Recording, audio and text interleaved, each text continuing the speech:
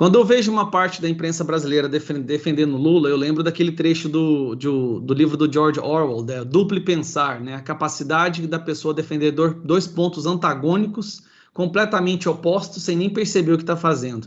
Antes de entrar na questão da quarentena fiscal, essa ideia do Lula, enquanto vocês estavam falando da questão da censura, que desde que ele saiu do presídio, né, ele já falou 9 meses em regulamentar a imprensa e as redes sociais, vale lembrar do Plano Nacional de Direitos Humanos do governo do Lula, de 2009, que foi extremamente polêmico. E naquela época, foi a imprensa já apoiando o Lula em grande parte, mesmo assim deixou muita gente de cabelo em pé. Basicamente era o seguinte: o presidente Luiz Inácio da Lula alterou nessa quinta-feira, através de decreto, trechos polêmicos do Plano Nacional de Direitos Humanos. Aí tem uma parte do decreto que era assim, ó.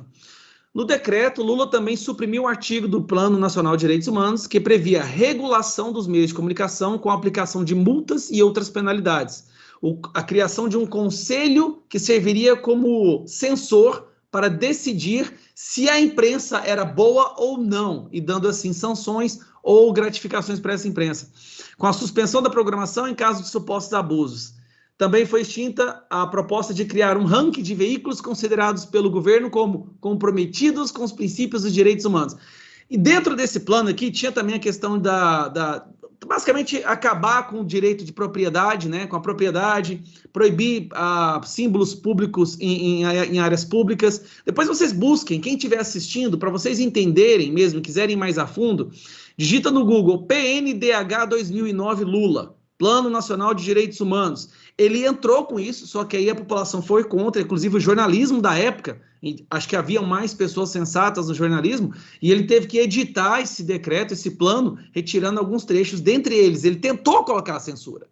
Então, eu vejo algumas vezes alguns jornalistas, né, a Amandinha fala muito, mas que dia que o Lula tentou censurar? Nunca tentou. Em 2009, em dezembro de 2009, ele tentou censurar a imprensa, proibir símbolos religiosos em áreas públicas, autorizar o aborto e acabar com a propriedade privada. Só que o coice foi tão grande, a polêmica foi tão grande, que ele se viu obrigado a retirar esses trechos.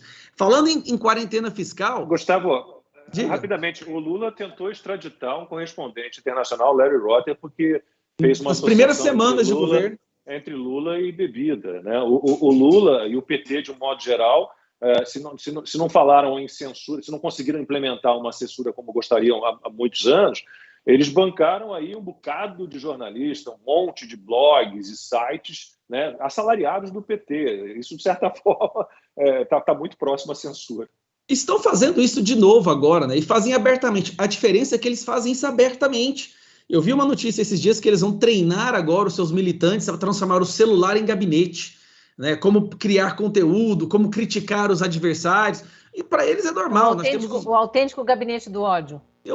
Cada celular vai virar um gabinete do ódio agora. E, assim, a milícia digital. A milícia digital. Agora, gente, terrorismo verbal. Eu não acredito que eu moro em um país onde um ministro do STF cunhou esse termo, né? Terrorista verbal.